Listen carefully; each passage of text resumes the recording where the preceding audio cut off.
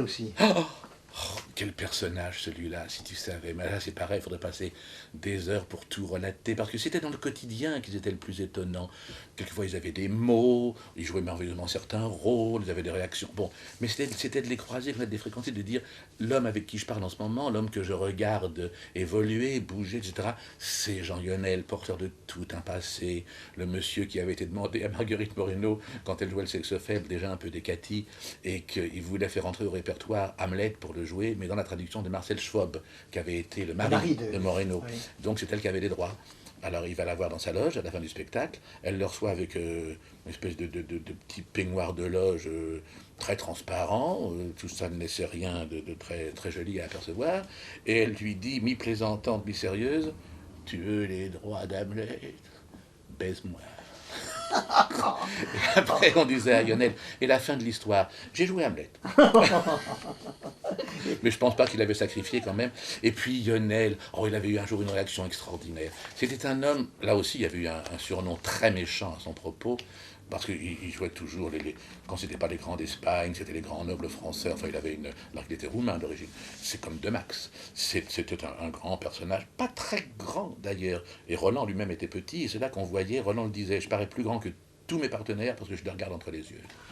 On a la taille qu'on veut, ça aussi, tu vois, c'est bon. On est ce qu'on souhaite représenter. Alors Lionel était toujours très comme ça, il s'écoutait quand même pas mal parler, bon, et quelqu'un, je sais pas si c'est Hirsch toujours, mais qui l'avait surnommé le conquistador. Le conquistador.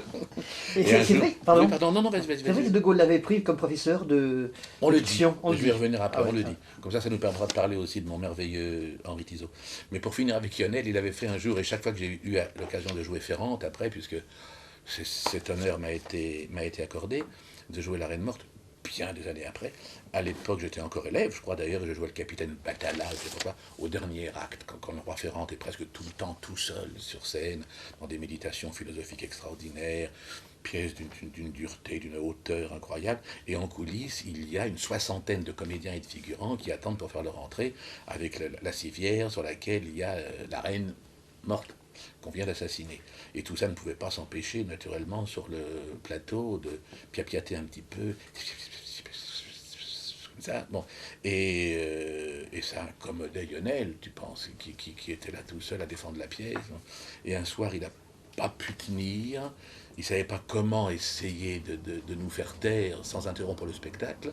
Il est venu près des coulisses, ce qui était parfaitement incrédible, et il a crié vers la coulisse, silence dans les couloirs du palais.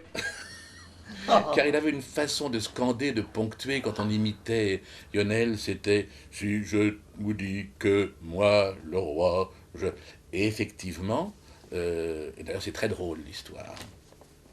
C'est vrai, je crois que c'est vrai, en tout cas on le disait beaucoup, et la plupart des grands hommes politiques à l'époque avaient l'intelligence de se faire coacher, comme on ne disait pas.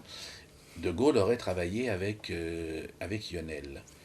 Et moi, je m'amusais dans la maison à imiter Lionel, sans savoir l'histoire de Gaulle. Bon.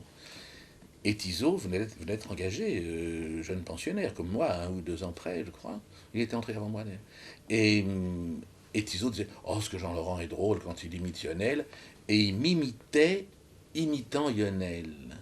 Et un jour, on lui a dit, mais tu n'imites ni Jean-Laurent ni Lionel, tu imites De Gaulle. Il a découvert comme ça ce don, ce génie qu'il avait d'imiter. Il imitait très bien la plupart des gens.